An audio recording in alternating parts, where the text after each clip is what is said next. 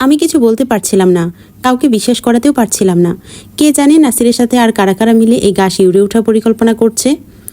আমার মাথার মধ্যে তখন একটাই সন্দেহ ঘুরপাক খাচ্ছিল, খাওয়া হচ্ছে আমাদের নিজেদের শরীর। পরদিন সকালবেলা সূর্য ওঠার অনেক আগে আমার ঘুম ভাঙল। মাথাটা কেমন যেন ভারবার লাগছিল। রাতের দেখা ঘটনাটা যেন এক বিশ্রী দুঃস্বপ্নের মতো লাগছিল।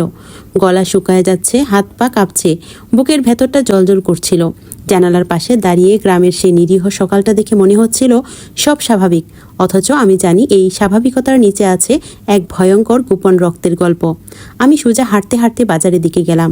লোকজন জড়ো হয়েছে, তারা কথা বলছে মজনু রিক্সাওয়ালাকে নিয়ে। তার রিক্সাটা পাওয়া গেছে, কিন্তু সে নিজে গায়েব। কেউ বলছে প্রেম করে পালিয়েছে, আবার কেউ বলছে নদীতে ডুবে গেছে, আবার কেউ হেসে হেসে বলছে ভাজি খেয়ে ভ্যানিশ।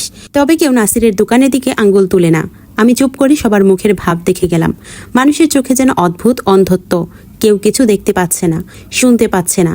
সবাই কেবল মুখে মুখে চায়ের কাপ নিয়ে যাচ্ছিল, আর গল্পের পেছে হারিয়ে যাচ্ছিল আসল ঘটনাটা। আমার ভেতর তখন একটা ভয় আর কৌতূহলের মিশ্র চাপা উত্তেজনা জন্ম নিচ্ছিল। এই লোকটা নাসির, সে কিভাবে দিনের পর দিন এই কাজটা চালিয়ে যাচ্ছে, কেউ বুঝতে পারছে না কেন। দুপুরের দিকে বাড়ি এলাম, কিছুতেই কিছু মিলাতে পারছিলাম না। মাথায় কেবল একটাই ভাবনা ঘুরপাক খাচ্ছিল, আমি কি করব এখন। চুপ করে বসে থাকতে থাকতে সিদ্ধান্ত নিলাম, আজ রাতে আবারও যাব, তবে এবার প্রস্তুত হয়ে যাব। ফোনে ক্যামেরা অন রাখবো, কিছু প্রমাণ তুলে আনবো।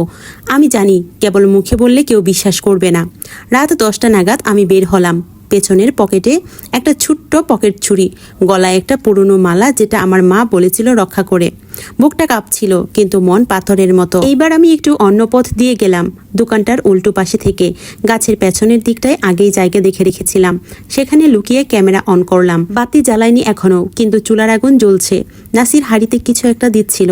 তারপর হঠাৎ সে আবার সেই বাক্সটা খুলল। আমি আমার চোখকে বিশ্বাস করতে পারছিলাম না। এবার সে যা বের করলো সেটা একটা কাটা পায়ের পাতা মতো দেখা যাচ্ছিল। নিঃসন্দেহে মানুষের। চামড়া ফাটা, নখগুলো ময়লা। সে খুব যত্ন করে ওটা ধুয়ে মশলা মাখিয়ে হাঁড়িতে রাখলো। এইবার আমি মোবাইলটা একটু সামনে এনে ভিডিও করছিলাম। ঠিক সেই সময় পেছন থেকে কে যেন কাশি দিল।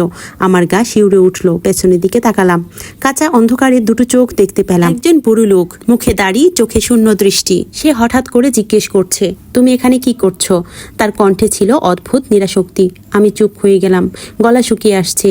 সে আবার বলল, তুমি জানো না এখানে রাতের পর কাউকে থাকার নিয়ম নেই?